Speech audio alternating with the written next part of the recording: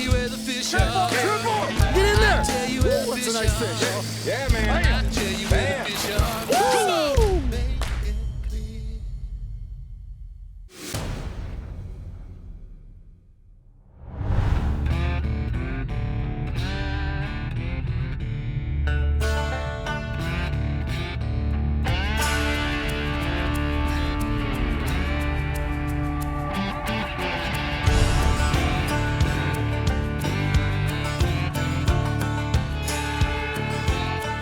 Hey everybody, Chris Schaefer with Pautzke Outdoors. Today we're coming back from the state of Alaska. We've been to Alaska almost a dozen times in the last several years. We're now in Valdez for the first time ever. What drew us all the way to Valdez? Well, we're with Valdez Outfitters going after some of the best silver salmon fishing in the world. Valdez is known for a fabulous run of silvers. They get anywhere from 500,000 to up to 1 million on some of the best years of silvers that return just to this area, which makes fishing absolutely phenomenal. But you know what? Valdez has a lot more to offer than just silvers. We have beautiful mountains, we have cascading waterfalls, tremendous amount of wildlife. You have an easy side trip over to the Cascade Glacier. You can see seals, you can see whales, you can see sea lions, but more important, we came here for the fish. Why do I like this place so much? Because guess what? See what's behind me right now? That's called calm water. And one of the best things about this area is you have a very short run to your fishing grounds. You don't have to travel 1 to 2 hours to catch silvers. They're right in the backyard, and we're gonna show you how easy it is to catch a limit today. First fish.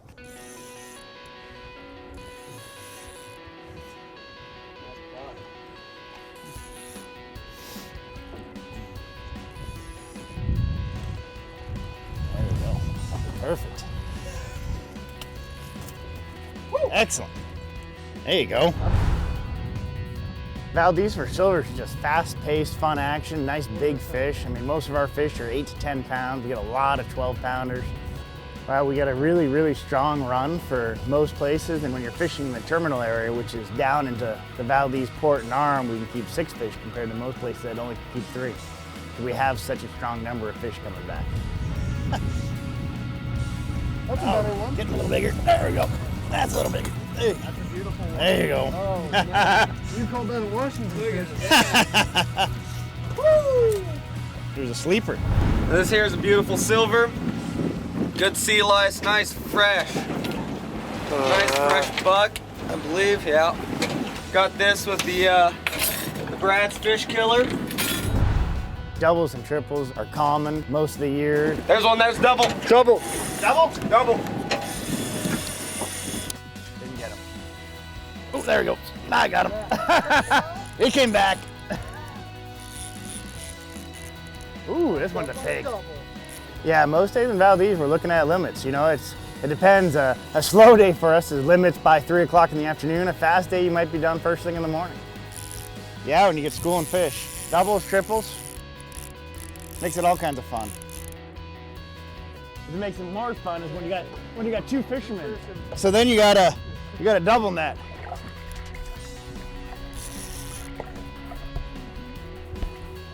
There we go. Ooh. Skipper.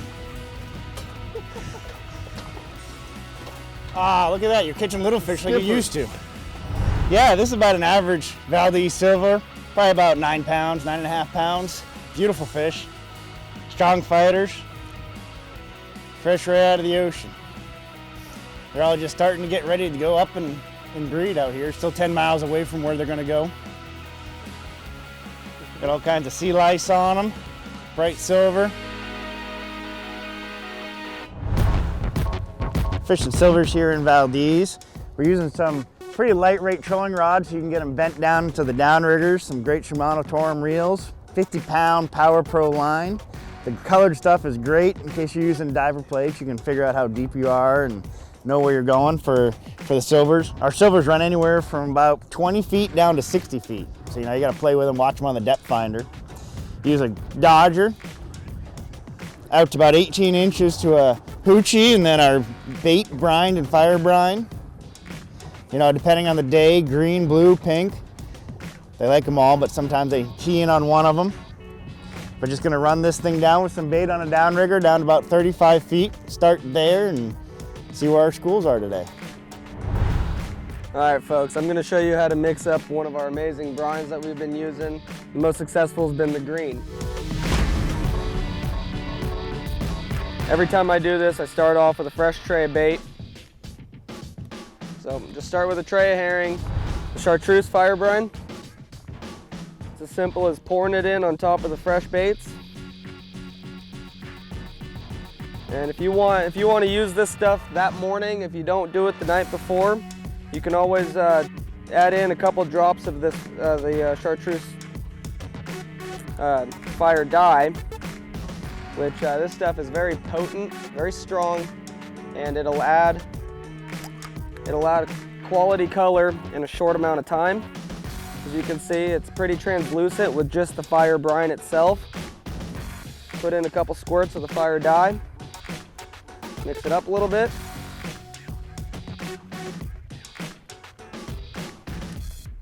That's as simple as brining baits is.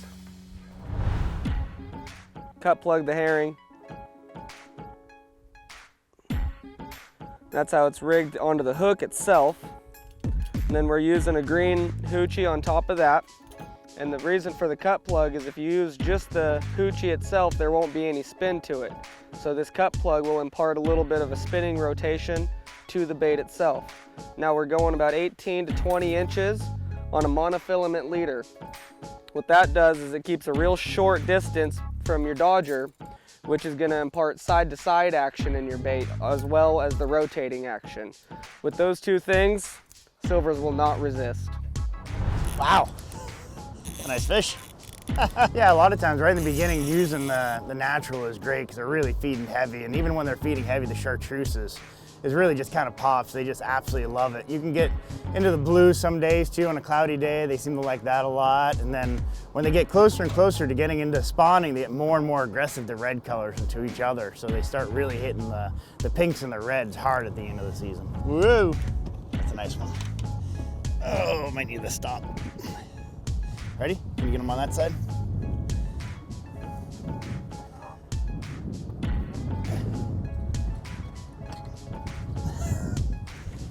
There we go. So all of our silvers leave Valdez and then they spend a whole year in freshwater.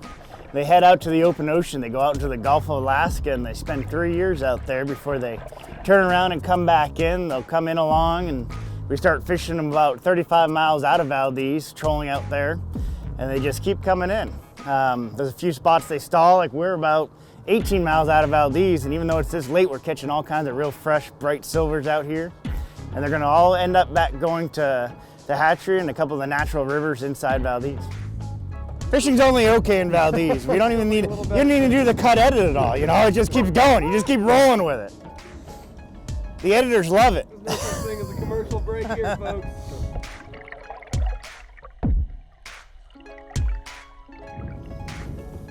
Nice fish. This is slow.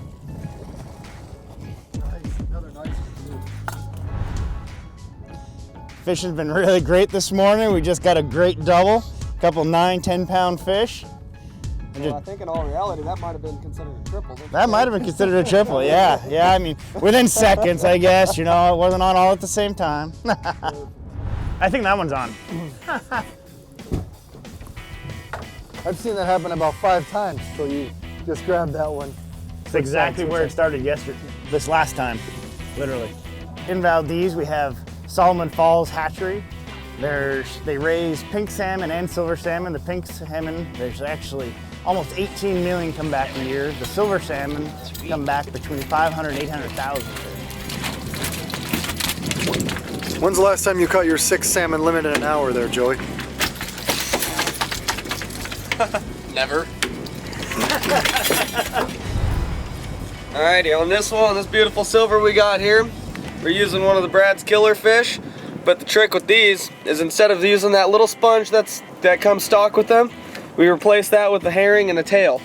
We had that herring been soaked in the green fire brine all night. Silvers can't resist it. They cannot.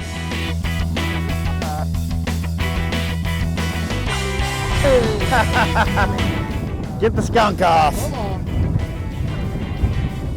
Trying to let me reel one in and bites right away. Holy. look out. You want to go to the other side? Go to the other side. That's the fun part of silvers. Trying to make a mess. Lid right in there. Oh, that's a pig. Another pig. Jesus, that's a big fish. Didn't take long. Did a little bit of that chartreuse fire brine out there on the herring, and this guy fell victim right away. It's been non-stop action out here in Valdez, and we'll get a couple more of that. Come on. Go on my side. Let's go on, swim up current. Little guy. Still tastes good. Gotta wash these fish. There we go. We're still using bait. We're still doing trolling. You know, you can get into some of the shallow waters and do a lot of mooching, but still with bait. Bait usually helps the hit a lot. Going right at the boat. Oh, he committed suicide. Look at that. Only in Alaska. Oh, I gotcha. You're mine. You gotta love it. How deep? 35. What I went. Silver too, huh? Yeah, it looks like it.